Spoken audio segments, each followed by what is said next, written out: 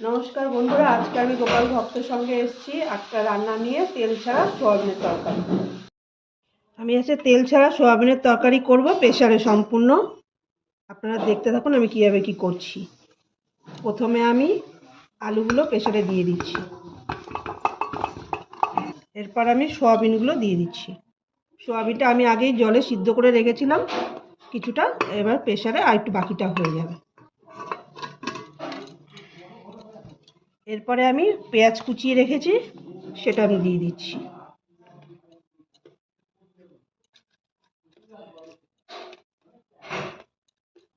আমি এখানে কুচিয়ে পেঁয়াজ দিয়েছি, সেই পরিমাণটা একটু বেশি করে দিয়েছি, যেহেতু আমি তেল ছাড়া করছি আর প্রেসারে করব দেখে, তাই পেঁয়াজের পরিমাণটা এখানে একটু বেশি দেবেন। তা আপনারা আপনাদের পরিমাণ বুঝে দেবেন।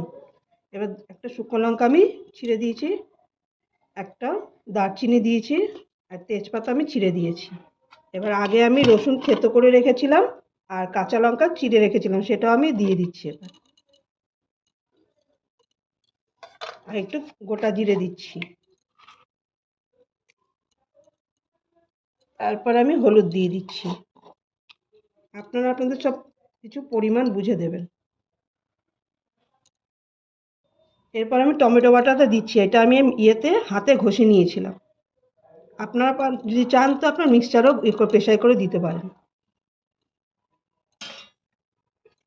একটু কালারের জন্য একটু কাশ্মীরি লঙ্কার গুঁড়ো একটু দিচ্ছি। আপনারা এটা না দিলেও পারেন, দিতেও পারেন। এবার আমি লবণ দিচ্ছি।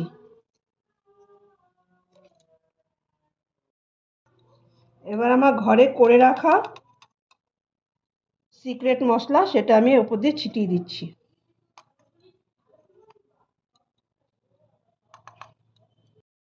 এরপর আমি ভালো করে এটা মাখিয়ে নিচ্ছি।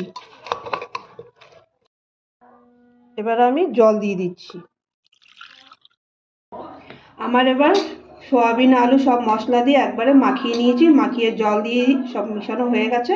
এবার আমি এটা গ্যাসে বসিয়ে দিচ্ছি। আপনারা আপনাদের পরিমাণ বুঝে সিটি দেবেন। আমার যেটুকু পরিমাণ সেই বুঝে আমি দেবো 7খানা সিটি। আমার রান্না কমপ্লিট পুরো, এবার আমি ঢালছি। হয়ে যায়।